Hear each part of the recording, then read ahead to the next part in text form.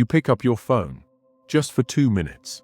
You tell yourself, I'll just check one thing. Maybe a notification. Maybe the news. Maybe nothing specific at all.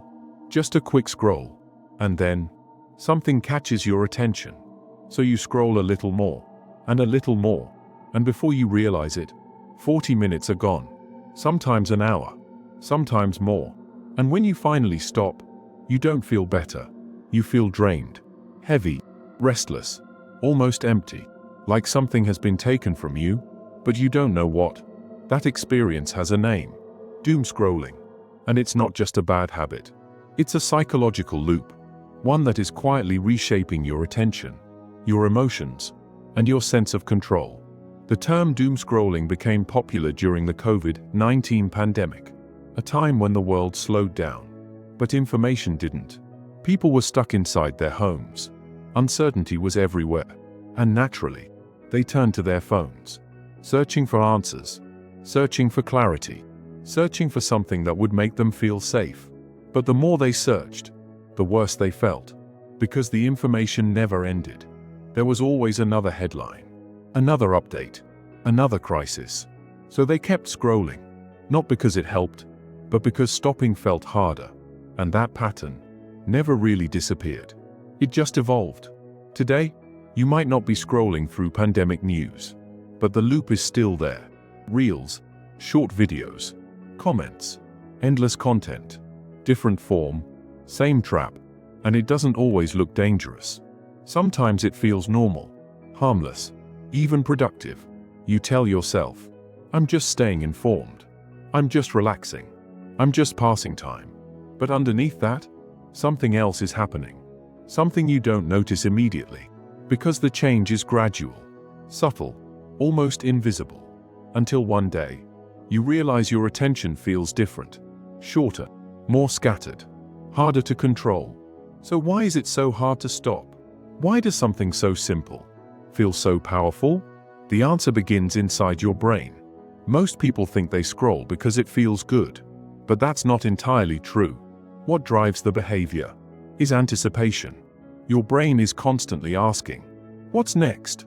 What if the next post is interesting? What if the next video is useful? What if the next scroll gives me something I didn't know I needed? That what if is powerful, because every swipe becomes a possibility, and your brain is wired to chase possibilities. This is known as variable reward, a pattern where rewards come unpredictably. Sometimes you get something valuable, sometimes nothing, sometimes something that disturbs you. But the key is, you don't know when. And that uncertainty keeps you hooked. It's the same mechanism used in slot machines.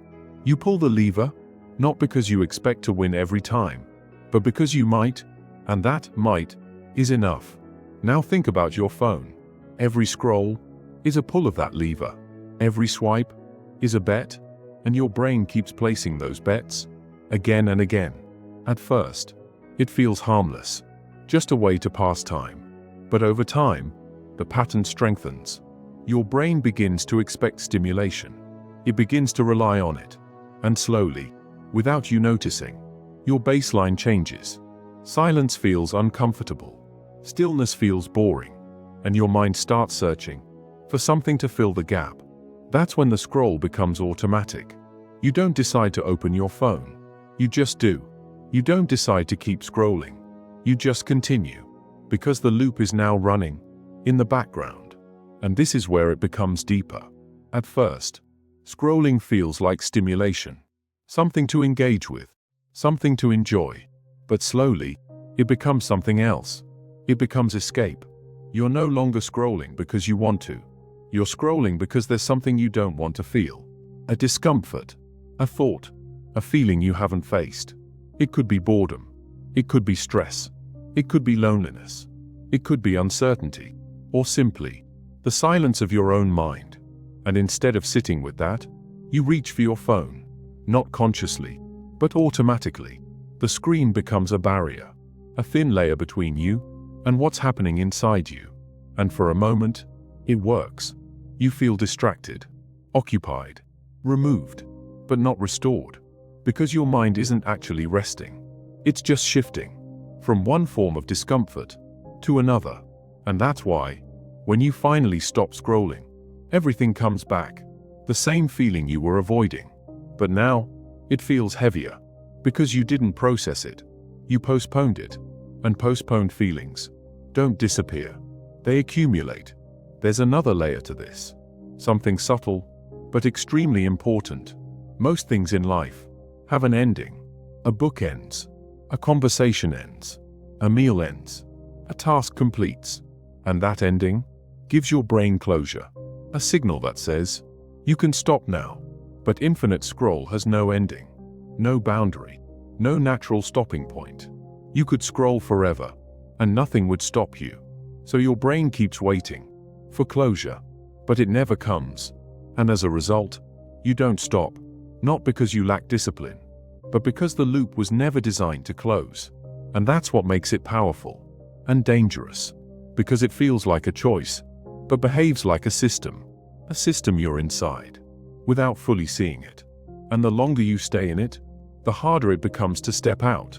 Because now, it's not just something you do, it's something you depend on. And that's the trap. A loop that feels normal, but slowly takes control. And the most dangerous part is, it never tells you to stop. It just keeps going, and keeps you going with it. If you've ever felt stuck in the scroll, it's not because you're weak. It's because the system was never designed to let you stop. There is no natural ending. No signal that says, you've had enough. So your brain keeps waiting for closure. That never comes. And over time, this begins to change you. Not suddenly, but gradually. Your focus becomes fragmented. Your attention becomes restless. Your ability to stay with one thing weakens. And your tolerance for boredom disappears.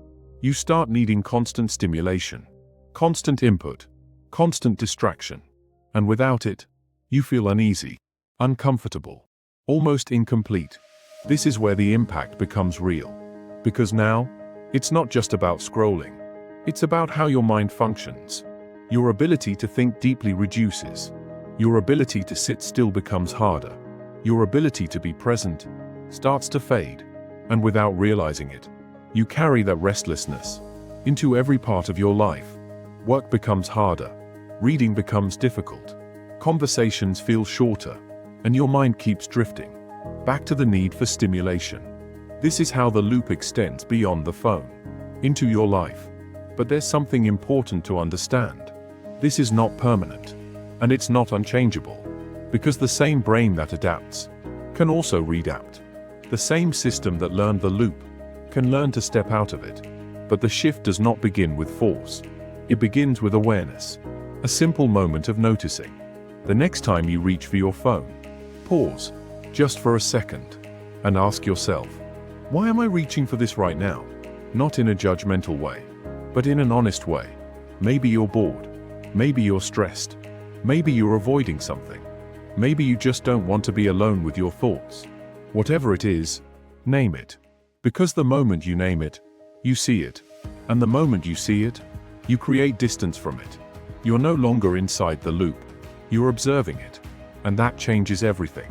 Because now, there is space. A small gap between impulse and action. And in that gap, you have a choice. Not to suppress the urge, but to redirect it. If you're feeling disconnected, reach out to someone. If you're overwhelmed, step outside.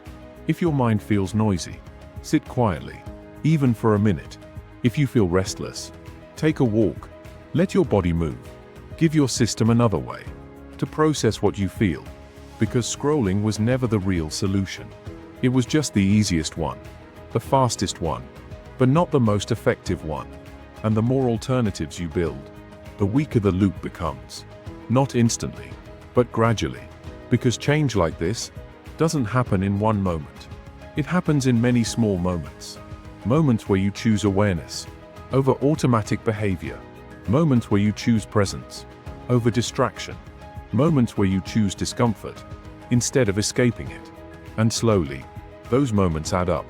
Your attention starts to return. Your mind becomes calmer. Your focus becomes stronger.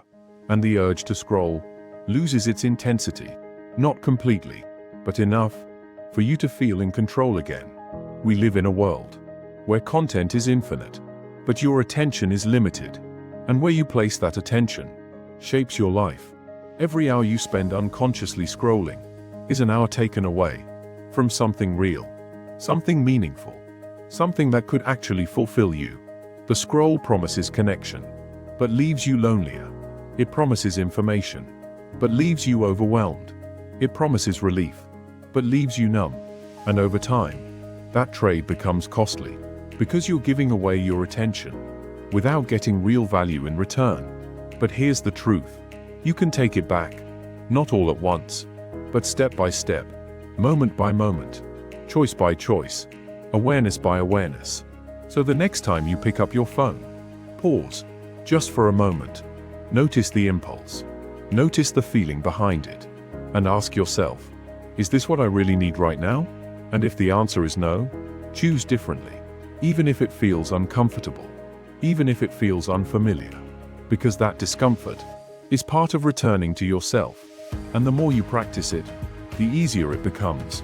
Until one day, you realize something has changed. You're no longer stuck. You're no longer pulled automatically. You're choosing. And that's the difference. Because your attention is your life. And where you place it determines what your life becomes. So take it back, slowly, consciously, and use it on something real. Put the phone down.